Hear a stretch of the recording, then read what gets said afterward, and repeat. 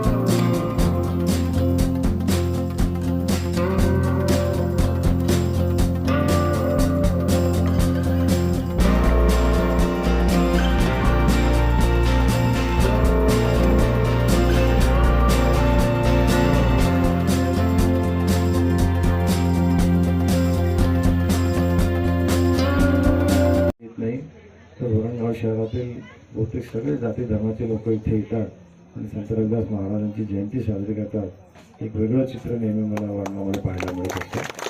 त्याचा आनंदही आहे मला खरंच। आणि असंच जो खरा उद्देश होता संत रविदास महाराजांचा की जाती धर्मातल्या ते कमी झाल्या पाहिजे, माणसाला माणूस म्हणून जगणं शिकवलं पाहिजे, ही त्यांची मूळ संकल्पना होती। आणि त्या काळामध्ये समाजाला जागृत करणं आणि जातीचा मिटवणं एवढं सोपं नव्हतं।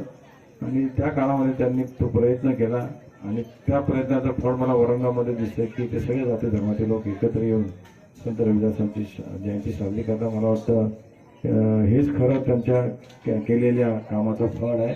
असंच सगळीकडे हो अशी सदिच्छा। धन्यवाद। रविदास महाराजांची जयंती आहे, कार्यक्रम आहे, काय सांगाल तुम्ही, काय शुभेच्छा द्याल संदर्भात? आज आम्ही पूर्ण जिल्ह्यात आणि महाराष्ट्रात काय पूर्ण देशामध्ये संत रविदास महाराजांची जयंती साजरी केली जाते। तशीच आज आमच्या भुसावळमध्येही साजरी झाली, जळगावलाही साजरी झाली आणि आज औरंगाबादमध्ये दरवर्षाप्रमाणे संत रविदास महाराजांची जयंती साजरी होते। सगळ्यांनी सगळ्याच नगरसेवक असतील, सगळ्या पक्षाचे सगळ्यांनी मिळून ते आरती केलेली आहे। मी माझ्यातर्फे संत रविदास जयंतीच्या सगळ्यांना शुभेच्छा देतो। आणि एक असं व्यक्ती होतं संत रविदास महाराज की ज्यांनी त्या काळामध्ये माणुसकीला धरून जगण्याला शिकवलं।